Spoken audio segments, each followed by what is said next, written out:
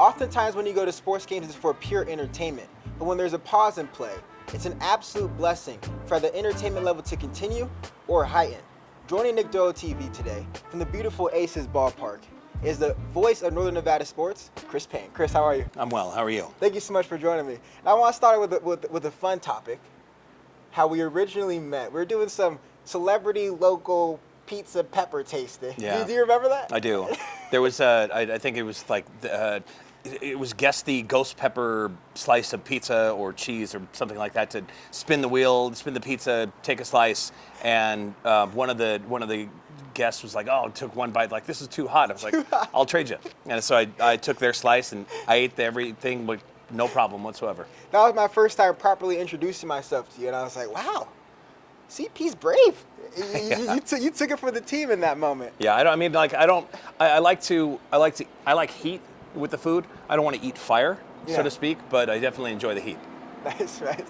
I think I never got the pepper. Maybe I was playing it wisely or I was acting shy. I never got the pepper, so lucky me. Absolutely. Lucky me. Cool. 2025 has sprinted by us faster than the sun sets on the Sierra Nevadas. First half of the year is already gone. We're already past the way of the new year, new me propaganda. Did you have goals set for 2025, and how's that looking for you? One of my goals while working with the Reno Aces in particular is to, and this goes for every year. So last year was fun, the year before that was fun, but every year being the MC for the team, I look back at how we performed as a complete unit and how we could be stronger and or faster and or better. Not necessarily bionic, so to speak, but how we can be more efficient on the field with some of the time that we have, how we can entertain, keep the fans engaged and entertained while still executing every facet of the game that we're doing on the field. I mean, you have a particularly important role to keep people entertained when there is a positive play. Where does your passion for that stem from? Actually, when I was a kid, when I was 8 years old, I wanted to be one of three things. I wanted to either be in the band Kiss, a professional soccer player, or on the radio. And as now 35 years or so, 35 plus years of doing radio, that I also, every time I go see a concert or go to a live event where there is a front man or a ringleader or something, and you pick up things that they do, and you make some of their stuff your own, but not doing what they do in particular.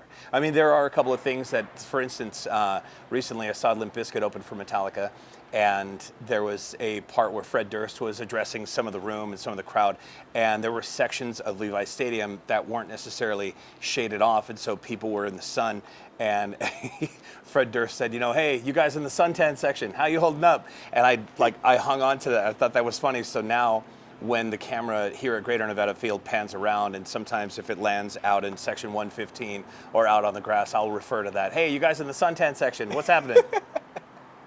You know, even when I'm trying to master my craft, I struggle to sit down and watch other people because I don't want to put myself into the box. I'm sure you feel the same way, but I will take bits and pieces from other creators or professionals and try and bring it to my craft as well.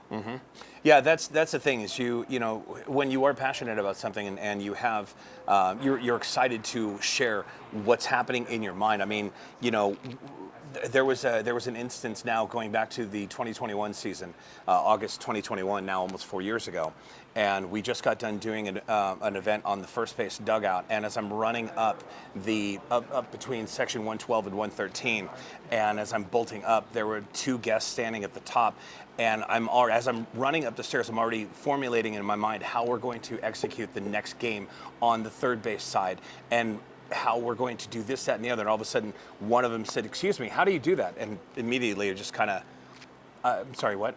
And he goes, how do you do that? How do I do what? And he goes, how do you stay, like, we have maybe 3,000 people here. And I said, I learned a thing a long time ago from the lead singer of a band called The Cult. And I asked him, I said, look, last night you guys played in Reno, where you played in front of, you know, close to 5,000 people. Tonight, here in Sacramento, you've got about 1,000 tickets sold. How do you balance, how do you do your show? And he said, I'll tell you right now, we don't do that at all. He goes, we give you the same show whether there's 10 people or 10,000 people. And I told the guests the same thing. I said, you know, whether we have 3,000 people or 10,000 people, I want to make sure that whoever's here is as entertained today as they were yesterday, and they'll be even more so tomorrow. That's important because it could be someone's first time attending a Reno Aces game. Correct. It could be someone's first time seeing you entertain and galvanize the audience. Yeah. So it's important to always bring your A game, isn't it? Yeah, absolutely. There was another guest who we had during the last homestand where he was actually in town from Phoenix. And he said, you know, we go to Diamondbacks games all the time. This is our first time in Reno, first time watching any of the minor league stuff that you guys do.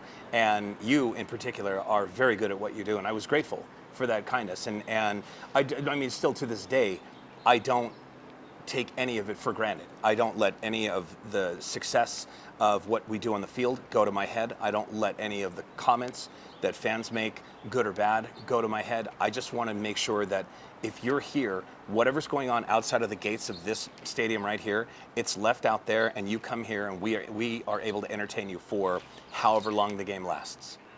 That's amazing. That leads me on to the next question I wanted to ask you is being present in the moment. I take pride in being present in the moment, and oftentimes my family or my peers or strangers that I see on the street, they'll say, Nick, what's next? What's going on for you? What's next? What's next? I'm like, I'm enjoying where I'm at, you know? Right. Do you have a what's next for you, or is there a vision that you're chasing for yourself right now? More so, as I kind of touched on a couple of times already, more so to make tomorrow better than today. And like I saw a video of Kobe Bryant shooting free throws a long time ago. He was shooting free throws and he was practicing and practicing and practicing. And the more he practiced, and there was even a player, I think it was one of his rivals who was watching him at the time, if I remember how the story goes right, and said, you know, why are you practicing for so much? He goes, why aren't you? Yeah.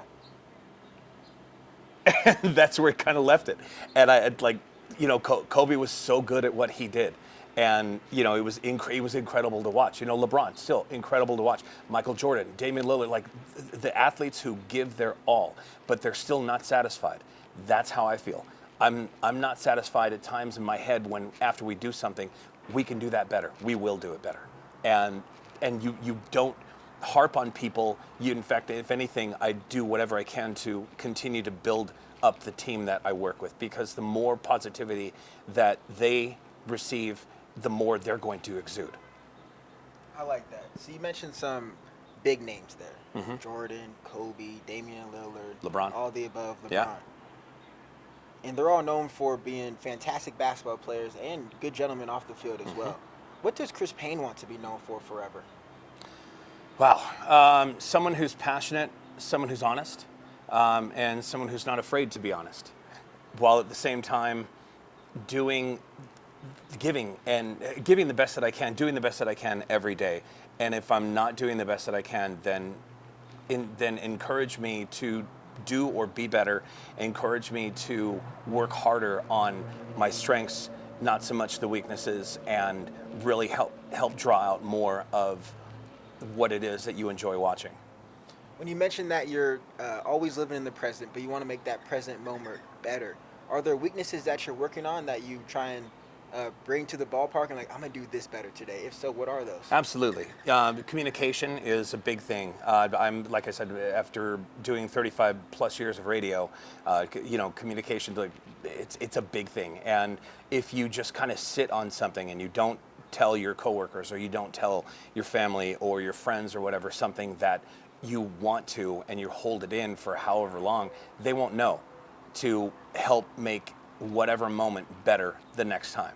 And I had a discussion with one of the girls on our promo team this past Sunday, and I told her, I said, this team, this promo team in particular, out of all the years that she and I have worked together since 2018, this would be our 7th season working together. I said, this is the one that I think is probably the best one that we've worked together with. I go, it doesn't take away from the previous promo teams that we've had in previous years, but it's just how when this year began, there were so many brand new faces, and there were a handful of familiar faces. People we've worked together for anywhere from 2 to 4 years together.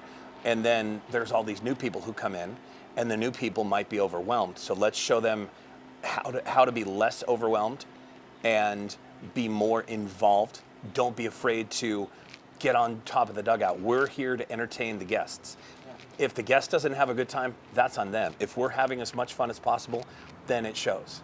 And so I told her, I said, this is the one team in particular, one promo squad in particular, that I feel that we are on the absolute best. We're loose when we need to be, and we're focused when we need to be. And we're equal in both parts. It's not less or more or less.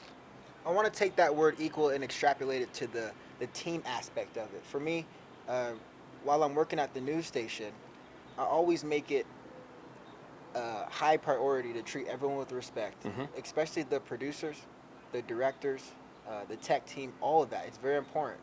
Not just because I'm the one on air and I might be the face of that certain story or that certain segment, but it's good to back your team members. As you're the face of emceeing the variety of teams that we'll get into here, how do you go about making sure that all your team members feel like their role is important? I view what we do here at the stadium almost like a variety show. I'm the host, they're the cast. The host is supposed to do X amount of things and be the focal point. At the same time, I also want the cast to be as important as what I do. That's why when we do stuff on the dugouts, the promo team does stuff on the dugouts, whether they get up and dance or they do this, like a cheer or a something. I will be in the background and I will say, hey, it's Archie, there's Truckee, here's the Ace Ball crew, we've got this for you. And let's put you on the video board and you're here to have a great time. Hey, you right there in section 115, yes, in the blue shirt with the glasses on the phone, oh, busted. You know, it's, you heighten these moments and you make people, whether they're engaged in their seat watching the video board or they realize they're on the camera and they're waiting for their moment and they watch the video board and all of a sudden they see themselves and they're watching themselves freak out, even though they could easily turn like another 10 degrees or whatever to the right and look right at the camera and then really be engaged while their friend might be recording their appearance on the video board. It's all about that moment right there and keeping everybody as engaged as possible. If you enjoyed this at all, laughed, smiled, learned something, hit that subscribe button and share with a friend. See y'all soon.